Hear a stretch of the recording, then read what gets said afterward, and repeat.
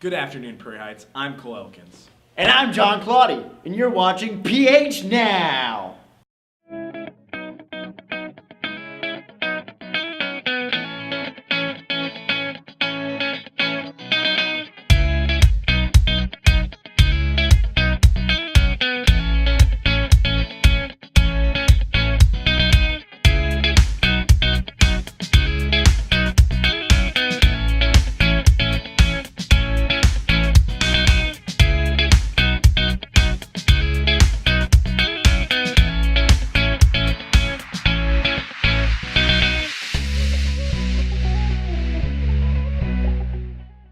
The theater program is bringing in some new talent for the spring musical, Back to the 80s. With more on the story, here's Kane Elkins. Since the first week of March, students have been working on the spring musical, Back to the 80s. 68% of kids involved were in their first musical. I stopped into the practice one day to find out why so many new kids auditioned. It's my senior year, and I thought, I might as well try out for the musical and just kind of have fun with my last semester at high school. I joined this musical because it had a lot of really cool music in it, and I really liked the idea of a show that was all about the 80s. Mrs. Reed and all the theater kids always talk about how much fun they're having, and I'm always so busy with sports, so I decided it would be fun to try something new. With so many new faces in this musical, one could understandably think that their inexperience may make the practices a little rough. But things are actually going really well. New faces have helped this cast immensely. I mean, over half the cast is new to the musical, has never done a musical before, and I think that's brought a fresh breath of life to our musical, kept things new and exciting, because it's something they've never done before, so I think they also help people step it up a little bit, that they can be a role model, be a mentor for those who haven't done it before, to show them the ropes, so to speak. And so I think it's brought everybody up to a new level in their game. Being in theater has been a lot of fun. I've had a lot of fun working with Mrs. Savage and singing, and then Mrs. King with the dancing, and just hanging out with everybody. It's been a pretty cool experience. Every time I come in, everyone's laughing and smiling, and it's a really upbeat experience, and I just have a ton of fun. I really suggest auditioning for any show to anyone, just because it's a place where I think it's really cool to have a diverse group. I've had a lot of fun doing theater and dancing and singing, even though I am kind of shy. And so even if you're shy, I would suggest, to give it a try. You can come see the musical at 8 o'clock on May 5th and 6th, and 3 o'clock on May 7th in the Bryce G. Deal Auditorium. Tickets are $10. This is Kane Elkins reporting for PHTV. Cell phone usage in class has been a highly debated topic here at PHHS. Here giving you the full story, Maddie Jarvis. Americans spend roughly 1/3 of their total waking hours on their cell phone. Phones during school seem to be a topic of debate. Among students and staff here at Prairie Heights, our cell phone policy is often out of sight. What do some of the students and teachers here think of that policy? What I think about the cell phone rules is that under some circumstances, no, I don't disagree with them, but I think that after you're done with your work and stuff like that, I think we should be allowed to play games on them.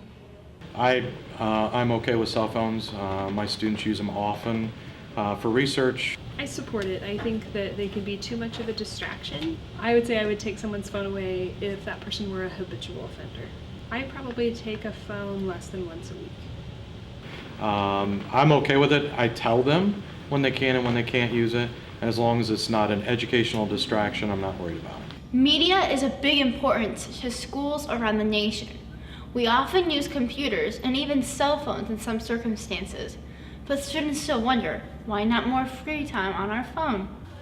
During lunch in the passing period, I think it should be acceptable that we are allowed to use them. We're not in class, we're not doing anything that'll interfere with our learning at that moment. Shelby stated a dilemma that many students want to know. We went to Mr. Witherspoon for reasons behind why we can't have our phones during lunch and passing period.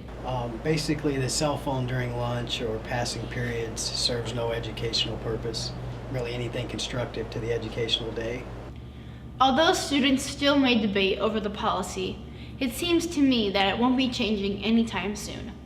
Reporting for PHTV News, I'm Maddie Jarvis. Apparently, our wonderful cafeteria staff is having problems with their silverware supply. They enlisted Chandler Saylor and Connor Davis to help spread the word. Yo, yo, yo. We out here. Brushy Prairie. Shout out to Caston and Quinn.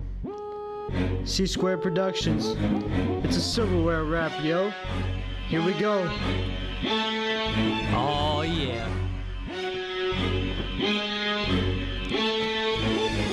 Your forks, knives, and silver spoons, they all have lives and feelings too. People out here keep throwing them away, but Chandler and Connor are here to save the day. Take your silverware, put it in the bin. People out here keep committing a sin. Gotta rinse them off so we can use them again. So take this rap word for word and don't throw your silverware to the curb. Yo, I wrote this rap in a couple minutes, so don't give me crap for the words that's in it. We out. Y'all, at least we left the mic on this time. Our homecoming pep session was a huge success, and there's a lot of excitement for the football team heading into the big game. Here are some of the best moments.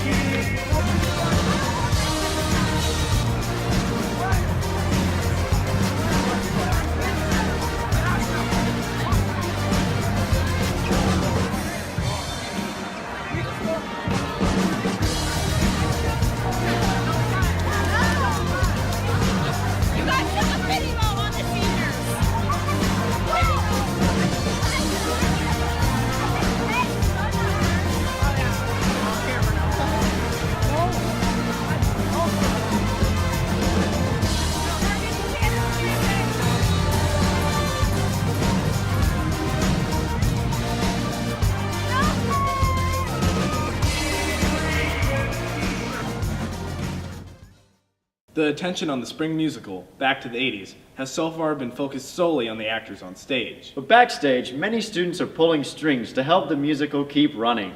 When people think of a theater production, the spotlight typically shines on the actors. However, a lot more goes on behind the scenes. So today, we're going to shine a light on the backstage and why they're so important to a show. I heard it said once that if you don't have backstage and tech, all you have are naked actors standing in the dark.